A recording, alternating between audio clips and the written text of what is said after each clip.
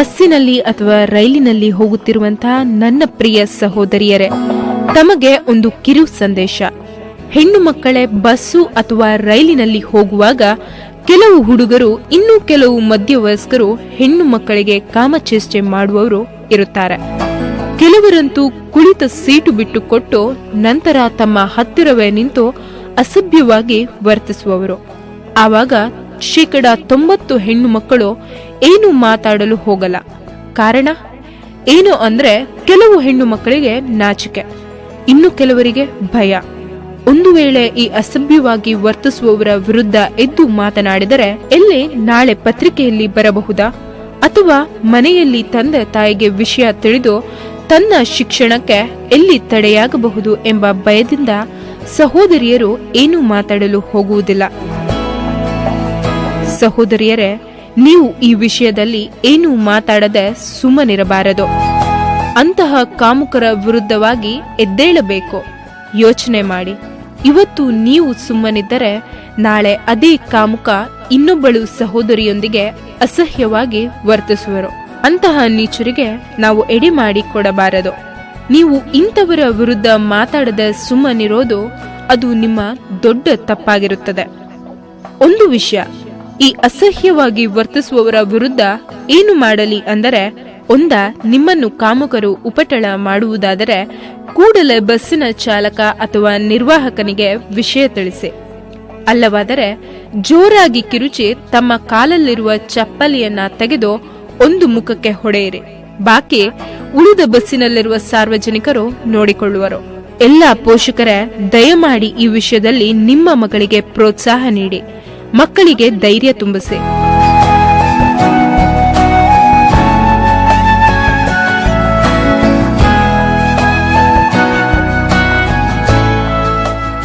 ಇಷ್ಟವರೆಗೆ ಹೆಣ್ಣು ಮಗಳೊಬ್ಬಳ ಮಾತನ್ನ ಕೇಳಿದ್ರಿ. ಹೌದು, ಇದು ಕೇವಲ ಮಾತಲ್ಲ, ಇದು ಇವತ್ತಿನ ನಾಗರಿಕ ಸಮುದಾಯಕ್ಕೆ ಒಂದು ಸಂದೇಶ ಅಂತಾನೆ ಹೇಳಬಹುದು. ಈ ಪವಿತ್ರ ಭೂಮಿಯಲ್ಲಿ 3 ವರ್ಷದ ಹಸುಳೆಯು ಅತ್ಯಾಚಾರಕ್ಕೊಳಗಾಗುತ್ತದೆ, 70 ವರ್ಷದ ವೃದ್ಧೆಯು ಅತ್ಯಾಚಾರ ಎದುರಿಸುತ್ತಾರೆ. ಪ್ರಚೋದಕ ಉಡುಪು ಧರಿಸುವ ಯುವತಿಯು ಹಲ್ಲೆಗೊಳಗಾಗುತ್ತಾಳೆ. ಬಿಚ್ಚೋಲೆ ಗೌರಮ್ಮನಂತಿರುವ ಬಾಲಕಿಯ ಮೇಲೂ ದೌರ್ಜನ್ಯ ನಡೆಯುತ್ತದೆ. ಅಕ್ಷರಸ್ಥ ಮಹಿಳೆಯ ಮೇಲೆ ನಡೆಯುವಂತೆಯೇ ಅಕ್ಷರಜ್ಞಾನವಿಲ್ಲದ ಗ್ರಾಮೀಣ ಮಹಿಳೆಯು ಅತ್ಯಾಚಾರಕ್ಕೊಳಗಾಗುತ್ತಾಳೆ. ಇಲ್ಲಿ ಅತ್ಯಾಚಾರಕ್ಕೊಳಗಾದ ಮಹಿಳೆಯ ಶೀಲ ಪ್ರಶ್ನಾರ್ಹವಾಗುತ್ತದೆ. ಆದರೆ ಅತ್ಯಾಚಾರ ಎಸಗಿದ ಪುರುಷನಿಗೆ ಶೀಲ ಎನ್ನುವುದಿಲ್ಲವೇ ಎಂಬ ಪ್ರಶ್ನೆ ಉದ್ಭವಿಸುವುದೇ ಇಲ್ಲ ಅನ್ನೋದು ವಿಪರ್ಯಾಸ. ಇಲ್ಲಿ ಮಹಿಳೆಯರ ರಕ್ಷಣೆಯ ಕಾನೂನು, ಶಾಸನ ಮತ್ತು ಪುರುಷ ಸಮಾಜದ ಮನೋನಿಗ್ರಹವನ್ನ ನಂಬಿಕೂಡುವ ಕಾಲ ಮಿಂಚಿ ಹೋಗಿದೆ. ಇಲ್ಲಿ ಏನಿದ್ರೂ ಕೂಡ ತನಗೆ ಅನ್ಯಾಯವಾದ ಜಾಗದಲ್ಲೇ ಪ್ರತಿಭಟಿಸುವ ಅನಿವಾರ್ಯವಿದೆ. ಇದನ್ನ ಕಂಡುಕೊಳ್ಳುವ ನಿಟ್ಟಿನಲ್ಲಿ ಸಂವೇದನಾಶೀಲ ಪುರುಷ ಸಮಾಜ ಸ್ಪಂದಿಸದೆ ಹೋದ್ರೆ ಭಾರತವನ್ನ ನಾಗರಿಕ ದೇಶ ಎನ್ನಲಾಗುವುದಿಲ್ಲ. ಪೋಷಕರೇ, ದಯಮಾಡಿ ಈ ವಿಷಯದಲ್ಲಿ ನಿಮ್ಮ ಮಗಳಿಗೆ ಪ್ರೋತ್ಸಾಹ ನೀಡಿ, ಮಕ್ಕಳಿಗೆ ಧೈರ್ಯ ತುಂಬಿಸಿ. ಎಲ್ಲರೂ ನಾಚಿಕೆಯಿಂದ ಹಿಂದೆ ಸರಿದರೆ ನಾಳೆ ನಿಮ್ಮ ಮಗಳ ಅಥವಾ ಬೇರೆ ಹೆಣ್ಣು ಮಗಳ ಬಾಳು ಹಾಳಾಗಲು ನೀವು ಒಂದು ಕಾರಣರಾಗುತ್ತೀರಿ. ನಾಳೆ ನಮ್ಮ ಸಹೋದರಿಯರಿಗೂ ಇಂತಹ ಸನ್ನಿವೇಶ ಬರುವ ಮೊದಲೇ ನಾವು ಜಾಗೃತರಾಗುವ. ಈ ವಿಷಯದಲ್ಲಿ ನಮ್ಮ ಸಹೋದರಿಯರಿಗೆ ಧೈರ್ಯ ತುಂಬಿಸಿ ಮುಂದೆ ಆಗುವಂತ ಅನಾಹುತವನ್ನ ತಪ್ಪಿಸುವ. ಸ್ನೇಹಿತರೆ, ಇಂಥ ಕಾಮುಕರು ಬಸ್ಸಲ್ಲಿಯೋ ಅಥವಾ ಇನ್ಯಾವುದೋ ಸ್ಥಳಗಳಲ್ಲಿ ಕಂಡು ಬಂದ್ರೆ ಕೂಡ್ಲೆ ಅವರನ್ನ ಹಿಡಿದು ಪೊಲೀಸರಿಗೆ ಒಪ್ಪಿಸಿ.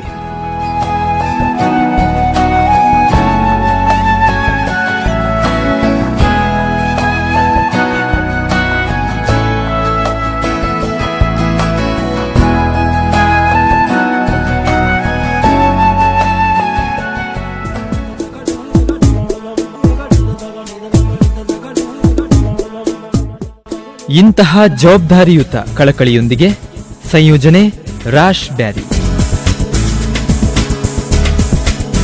ನಿರೂಪಣೆ ಆರ್ಜೆ ಸ್ವಾತಿ ಮತ್ತು ಆರ್ಜೆ ಅಭಿಷೇಕ್, ಸಹಕಾರ ಸೈಫುಲ್ಲಾ ಕುತ್ತಾರ್.